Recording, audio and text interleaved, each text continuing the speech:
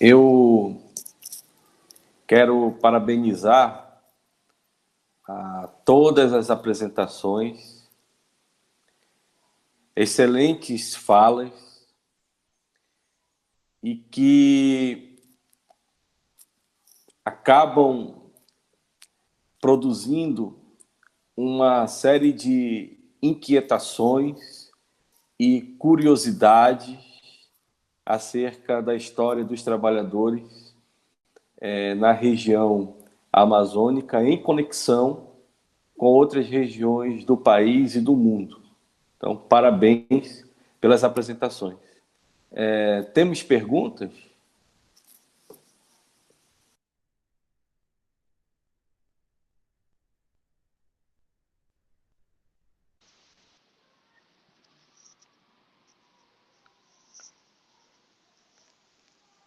Thaís, fica à vontade. Muito obrigada, professor. Eu posso fazer a pergunta oralmente ao invés de escrever? Pode, sinteticamente. Tá bom, eu vou fazer bem rapidinho, então. Uma pergunta para a Diene. Eu não sei se eu pronunciei o nome dela corretamente. Diene? Obrigada, Diene. A Maria Luísa, recentemente eu assisti uma palestra com ela. Obrigada. Inclusive, eu sou uma fã da sua orientadora, ela é demais. E ela comentou que os trabalhadores do porto, eles faziam as greves, não necessariamente nos períodos de crise do início do século XX, mas quando eles percebiam que poderia haver uma negociação financeira, claro. Então, eles tinham uma sensibilidade para identificar, talvez, ou talvez tivessem informações privilegiadas também, para identificar que momentos eram os momentos de fazer a greve ou não. Eu queria saber se você percebeu isso também com os seus trabalhadores, com os quais você trabalha. E eu queria fazer uma pergunta também para o Caio. Eu queria saber se ele percebeu algum tipo de conflito, porque você disse que o Monica era um português, né? E, ao mesmo tempo, ele percebeu a questão da racialização entre os marinheiros e moços, né? Que trabalhavam junto com os marítimos, em geral. Como ficava essa situação, essa questão da identidade, né? Um português, um estrangeiro, possivelmente branco, tentando trabalhar, conscientizar pessoas que talvez não se identifiquem com esses dois elementos, né? Com a questão da pessoa branca e da pessoa estrangeira. Eu queria saber se você abordou essas coisas. Muito obrigada. Jenny e depois Caio. Já pode responder, professor? Sim. Thaís, muito obrigada pela pergunta. Eu acho que você estava falando da palestra que a professora deu na Universidade de Roraima. É isso? É isso mesmo. Eu assisti também, o Caio estava presente também, né? A professora Maria Luísa realmente é uma excelente orientadora, né? Então, a sua pergunta sobre a relação, né, das greves com o período, o que eu percebo, né, fazendo uma análise bem geral, e foi inclusive o cuidado que eu e a professora Maria Luísa tivemos, né, ao construir o meu terceiro capítulo da minha dissertação. Inclusive, eu depois gostaria de compartilhar com você, né, a dissertação, de nós fazermos uma análise bem ampla, bem geral, né, não trabalhando por período, né, no caso, por cada greve em si, né, no caso, analisar, vamos dizer assim, especificamente, né, as greves de forma individual, mas fazer uma análise bem ampla. Mas, assim como os estudadores, né, também é notório, no caso, nas greves dos motoristas e condutores, nessa relação, né, com a própria economia, né, a economia gomífera, né, até 1911, como vocês podem perceber, como eu pude apresentar aqui, né, houveram 4 greves, e a maior greve foi a de 1911, né, desse período até a greve geral de 19, né, a professora Maria Luísa pôde comentar também um pouco sobre isso, da greve de 1911, que tinha como pauta, né, a demissão do chefe do tráfico e a readmissão de 11 trabalhadores demitidos, né? Então, em 1911, Manaus já estava vivendo um momento bem crítico, né, da economia gomífera. Boa parte desses trabalhadores, né, do início do século XX eram consideravelmente alguns, né, estrangeiros. Depois, né, a partir dos anos de 1930, né, eu percebo que vai mudando o perfil, né, desses trabalhadores, né, em relação à nacionalidade, né? Então, tem muita influência, né, a economia, né, com as próprias pautas dos trabalhadores, né? E aqui eu coloquei na apresentação, de forma bem geral, os tipos de greve, né? E em 1900, né, no momento em que Manaus estava vivenciando, né, toda uma expansão da borracha, né, houve uma greve com uma característica, né, estritamente econômica, né, como eu conceituei, né, que aí a pauta era o pagamento de salários, né. Então, por mais que a empresa, nesse momento, né, de direção, que conduzia, no caso, o serviço de bondes em Manaus, fosse americana, em 1908 muda, né, quem assume o comando é uma companhia inglesa, né, já havia, né, toda uma questão de atraso de salários, né, e aí é bem perceptível, né, essa questão da própria relação, né, e aí de 1902, 10 e 11, né, aí as greves, elas tinham características estritamente políticas, que aí era muito mesmo de perseguição do chefe de tráfico, né, com os trabalhadores, que aqui vale a menção, né, o chefe do tráfico dos bondes era um motorista ou um condutor de bonde, né, então era um trabalhador par ali, né, dos demais trabalhadores, né, então a relação deles era bem conflituosa, né, então já fugia um pouco aí mais do aspecto econômico, né, do local, né, já partindo mais para um aspecto mais político mesmo, né, daí pontual, bem isolado da companhia, né, então é mais ou menos isso. Em 19, o Moisés ele falou muito bem, né, da questão da greve geral, né, a pauta era o aumento de salário e a redução da jornada de trabalho para 8 horas, sem reduzir o tempo de trabalho, né, então, que eles queriam reduzir a jornada de trabalho para 8 horas, mas reduzir o salário, né, e o que os trabalhadores queriam reduz a jornada, mas não reduz o salário, né, que aí seria uma conquista significativa para os trabalhadores. E aí, inicialmente, os motoristas e condutores tiveram uma conquista de uma semana, porque depois o Webb Kirk, né, que era o diretor, né, da companhia aqui em Manaus, ele enviou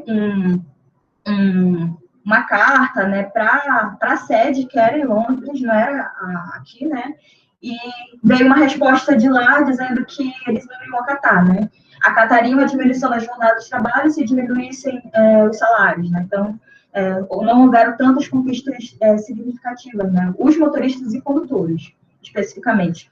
E em 25, né, já também é uma outra paralisação com pauta de aumento de salário, né, então é perceptível, né, toda essa relação ao longo desse período, que é o meu reporte, né, de pesquisa, de investigação, de 1899, que é o momento em que é inaugurado o serviço de bondes elétricos em Manaus, né, até 1930, e aí eu espero ter respondido a sua questão, Thaís, depois eu ficarei muito feliz em poder compartilhar contigo a minha dissertação, né, e com os demais também, né, está disponível no banco de dados de tese e dissertações da UFAM.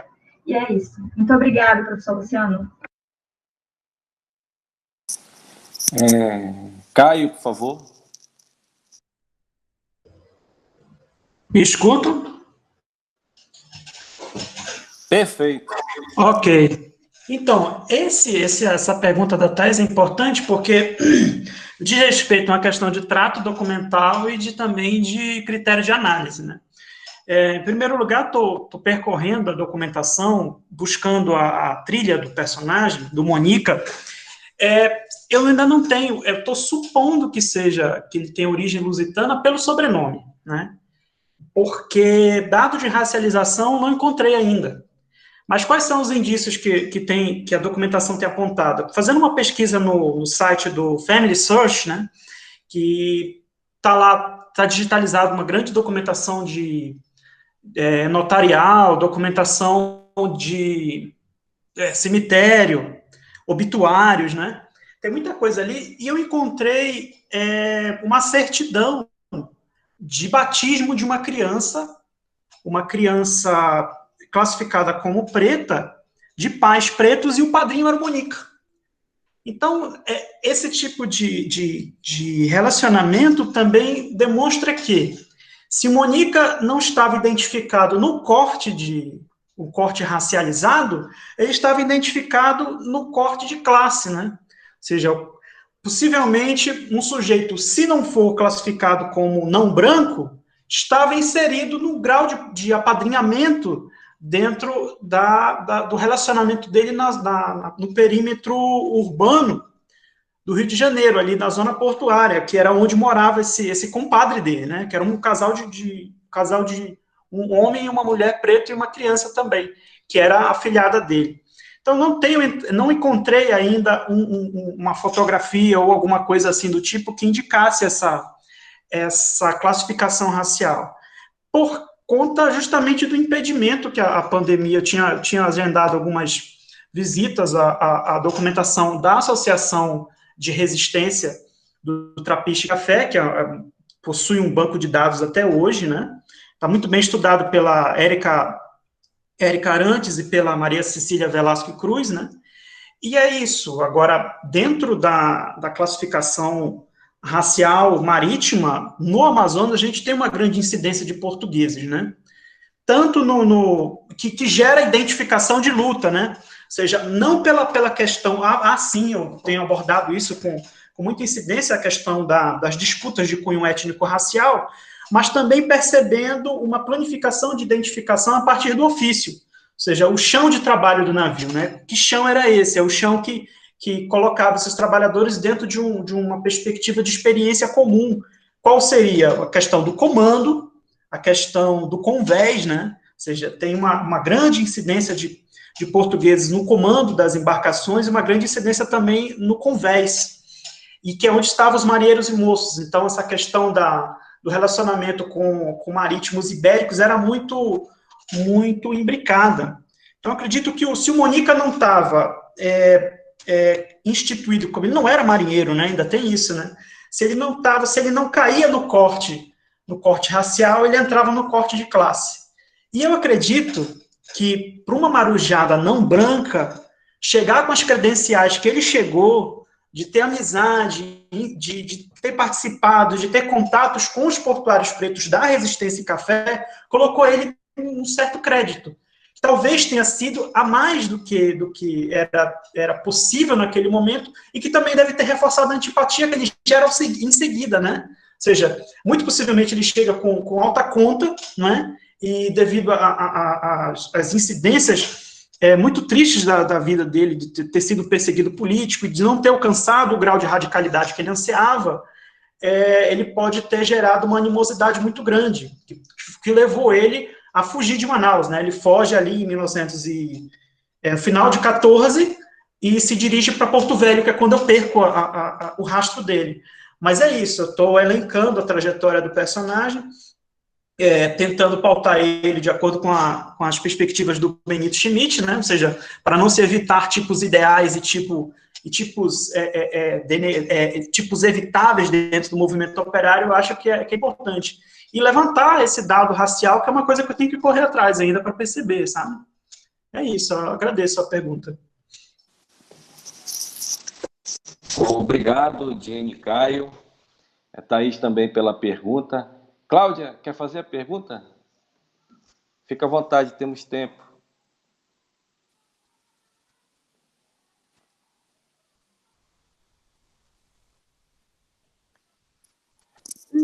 Oi, Luciana. Saudações revolucionárias aos nossos queridos palestrantes aí. Não pude acompanhar tudo, peguei pela metade, mas ricas falas.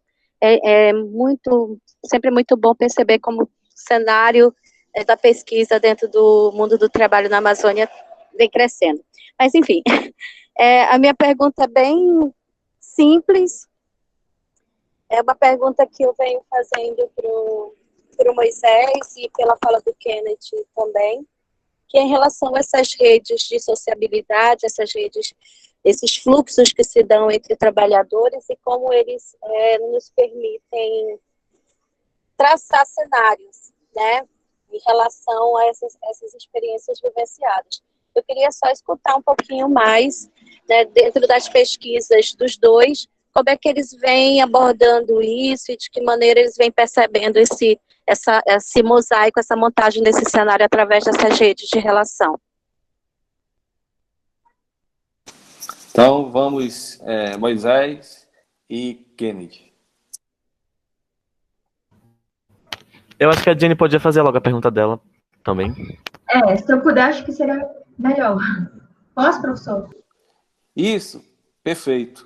Boa. Tá, eu fiz uma pergunta aqui no chat para o Caio, né, se depois ele também puder responder, se ele chegou a ver os trabalhadores, né, que ele investiga organizados em alguma associação ou sociedade de classe, como, por exemplo, as citadas pelo Moisés. Aí, a pergunta que eu tenho para fazer para o Moisés, eu gostaria que ele compartilhasse com a gente um pouco mais sobre os embates, né, entre a União Operária Amazonense e o Centro Operário Amazonense, que eram visíveis, né, nos jornais do extremo norte da Vida Operária, né, inclusive, eu acho que na minha qualificação, né, foram questões levantadas pelo professor Luciano, né, que aí eu gostaria de ouvir o professor Moisés compartilhando com a gente um pouquinho. E para o Richard, eu queria que o Richard falasse um pouco mais, né, do perfil dessa comemoração do 1º de maio, né, da luta do 1º de maio, né, como é que os trabalhadores se posicionavam nesse dia em Manaus, né, eu acho que é um trabalho super importante, e eu sei que eu e ele nós vamos dialogar muito, né, nós somos colegas de turma, vamos dialogar muito, né, com as nossas teses de doutorado, né, e aí eu queria que ele pudesse compartilhar um pouquinho, né, como é que era, né, a forma que os trabalhadores, né, viam, né, o 1º de maio em Manaus, né, como é que era comemorado, como é que era celebrado, né, e compartilhasse um pouquinho com a gente. Eu acho que, deixa eu ver, é mais ou menos isso. Eu ia perguntar para o Moisés sobre o Centro Operário na greve de 19, que como na greve de 19, né, eu foco muito ali na participação dos motoristas e condutores, e eles eram organizados na União Operária, né, então eles não participavam do Centro Operário. Eu ia perguntar para ele sobre se o Centro Operário teve uma participação importante, né, assim, expressiva na greve de 19, mas ele falou na apresentação dele, né, então é mais ou menos essas questões. Muito obrigada, professor. Opa, então vamos às respostas.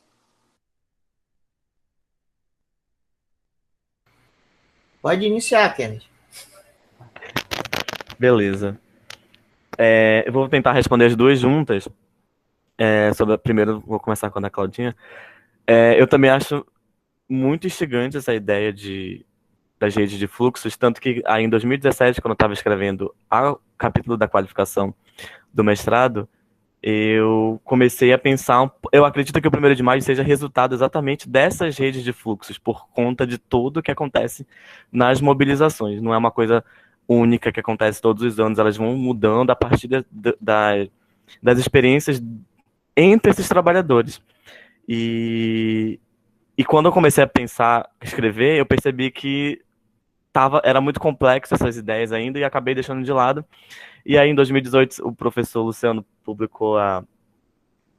defendeu a tese de doutorado dele, aí eu fui entender, realmente, é bem complexo perceber essas redes, e aí eu achei interessante deixar para falar disso num possível doutorado, e é o que eu vou tentar fazer agora, exatamente pensando esse 1º de maio como reflexo dessas experiências e desses fluxos de ideias entre esses trabalhadores, até por conta mesmo dessa suposta universalidade que o 1º de maio detém logo no seu surgimento.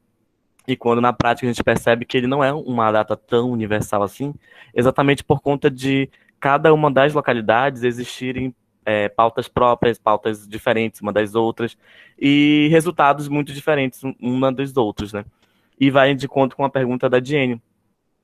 No 1º de maio, a gente observa, de uma maneira até bastante parecida, que existe dentro do 1º de maio, no dia do 1º de maio das comemorações, os trabalhadores eles acabavam externando o que cada um deles pensava. Aí a gente vai dividir um pouco eles em bloco. No caso, os anarquistas eles protestavam, eles falavam que não era uma data para se comemorar. Aí a gente vai ver esses protestos em alguns setores, até na imprensa, por exemplo, mas também de forma física nos protestos. Teve um caso, se eu não me engano, em 1917 ou 1918, em que teve uma briga mesmo, né, no cortejo, no préstito que estava acontecendo pelas ruas da cidade, e foi colocado como se fosse culpa dos comunistas, né? E no caso, foi um dos grupos que acusou o outro de que era comunista, e por isso eles estavam fazendo baderna na mobilização. Era comum que acontecesse préstos nas ruas da cidade. Eles saíam geralmente de um determinado local e para outro, e passavam em frente a locais que no ano anterior foi importante na pauta, né? E aí eu encontro algumas desses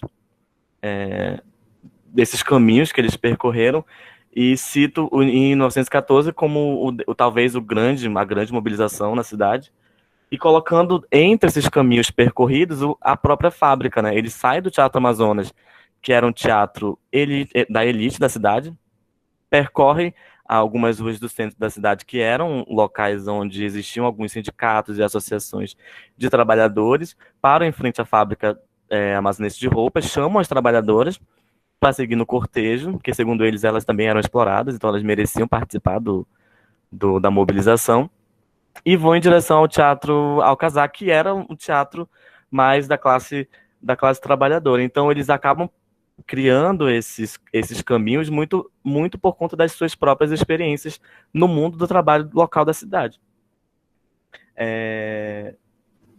Então, o perfil das mobilizações, eles não é um perfil muito parecido em todos os anos, mas ele tem essas questões em comum, mas que ano após ano elas vão sendo modificadas, né, a partir das próprias vivências deles. Espero que eu tenha conseguido responder.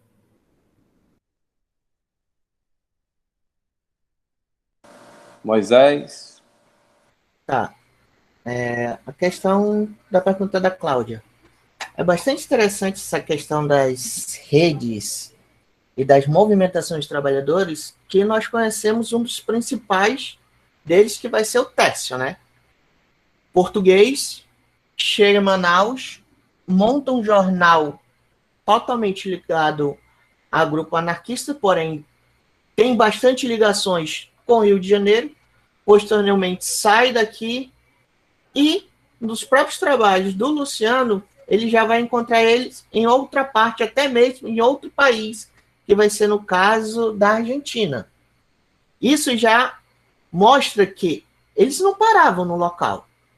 Porém, hoje eu descobri que, novamente, temos um outro anarquista, no caso, o Caio falando sobre o Monica, que eu não tinha esse conhecimento dele, que já é algo bastante interessante, que também passa por diversas localidades do país e vem acabar novamente aqui em Manaus, num período praticamente onde nós já estamos com o Tércio aqui. Então, nós temos duas lideranças em termos anarquistas presentes na cidade, porém, não vemos vamos assim dizer, a presença dos dois juntos. Então, nós podemos verificar que eles poderiam ter algum tipo de diferença. Ou eles próprios poderiam conversar ou não, trocar ideias, que é algo que também dá para se verificar posteriormente, essa ligação. Que temos grandes lideranças, grandes pessoas que não sabíamos, porém agora nós estamos começando a descobrir elas, principalmente através das chamadas biografias. Mas não a biografia que nós, como era feita anteriormente, mas esse novo sentido de biografia. E que o Caio, na apresentação dele, trouxe algo bastante interessante, até mesmo para estudar essa questão das chamadas redes presentes aqui no Brasil, principalmente no nosso estado. É algo também que se tem como, posteriormente, buscar, já que tanto o Técio não parou aqui, como Mônica também não parou.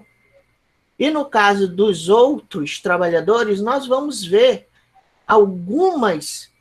Olha aí, já veio a informação. O Técio e o Mônica não eram nada amigáveis um e o outro. Então, dois anarquistas que tinham, mesmo percebendo essa questão da ideologia anarquista presente entre eles, mas não tinham um bom laço de amizade entre eles. Então, isso tudo a gente tem que verificar que as próprias brigas internas aí leva à questão da Diene. As brigas internas presentes entre a União e o Centro era porque saíram de um canto e foram para o outro. Um formou a União vindo da questão Centro. Então, isso tudo vai começar a gerar conflitos, tanto na questão da União como Centro. Porém, quando vem a greve de 19, nós vamos ver eles se unir por causa que tem um interesse em comum, que é a questão real do trabalho, das horas e principalmente da questão econômica. Porque Manaus estava passando por um grande problema econômico e social, não somente ocasionado pela questão da borracha, mas também pela questão da guerra. Nós fomos muito afetados pela questão da guerra, principalmente, como o Caio falou, a navegação era a principal rota que nós tínhamos. E a navegação, ela, na guerra, durante a guerra, esse período de 14 e 18 foi muito afetada. Então, nós vamos ver ligações externas, ligações internas, que muitas vezes, que algo que poderia gerir uma certa união, às vezes causa discordância de determinados pontos. No caso, nós vamos ver de dois líderes, no caso do Técio e o Mônica, e nós vamos ver dentro também do Centro e da União, que em si se unem em um determinado período, mas posteriormente começa a se degladiar, principalmente pelas questões ideológicas presentes, tanto por uma parte como por outra. Espero ter conseguido esclarecer algumas situações.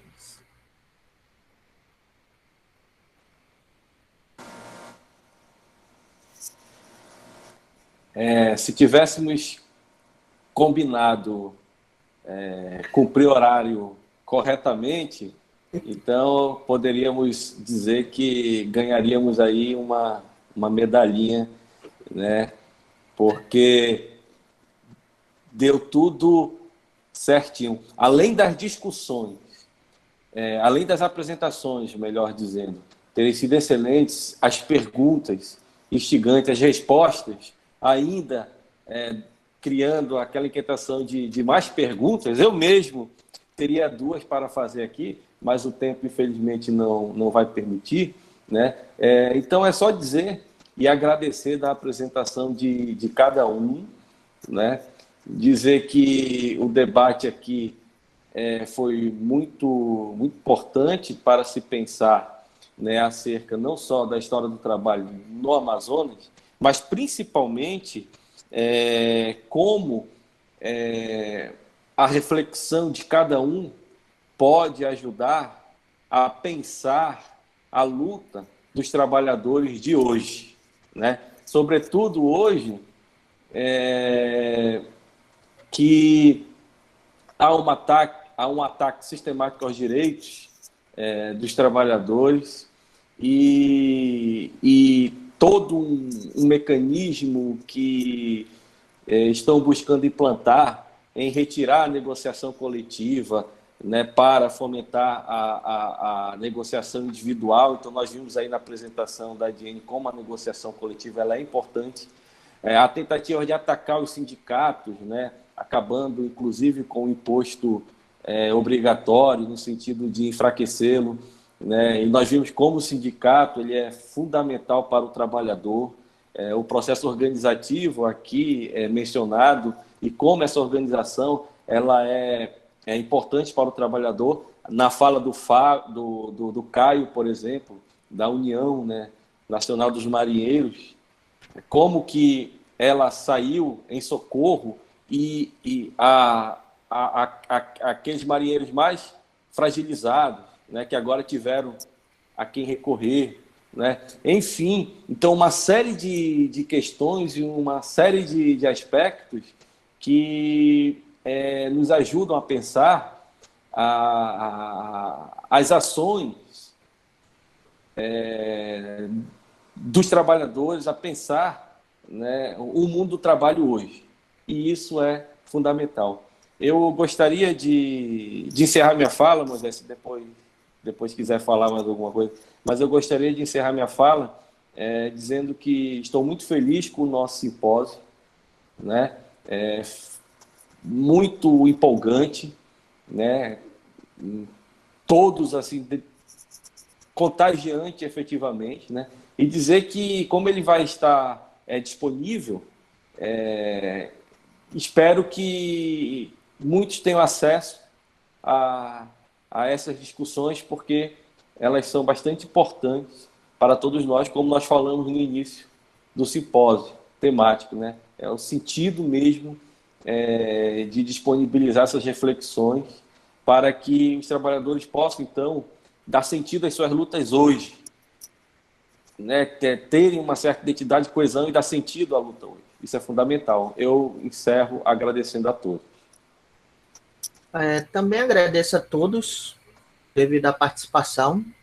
Conseguimos montar toda a nossa mesa completa, recheada, cheia de novas informações, novos questionamentos e novas linhas para nós buscarmos mais pesquisas sobre a questão do mundo do trabalho aqui na cidade de Manaus, não somente no início do século XX, mas nós vemos também, já perto de uma história do tempo presente, com a questão do distrito industrial, que hoje em dia muitas pessoas não percebem, mas nós precisamos voltar. Tem alguns trabalhos referentes à questão do distrito industrial. A Vanessa trouxe um trabalho bastante interessante, principalmente que estão querendo desmobilizar e desestruturar toda a questão do nosso distrito, sem dar a chance da população em si buscar algum outro meio, até mesmo para a sua sobrevivência em si, mas estão querendo desmobilizar. Mas isso já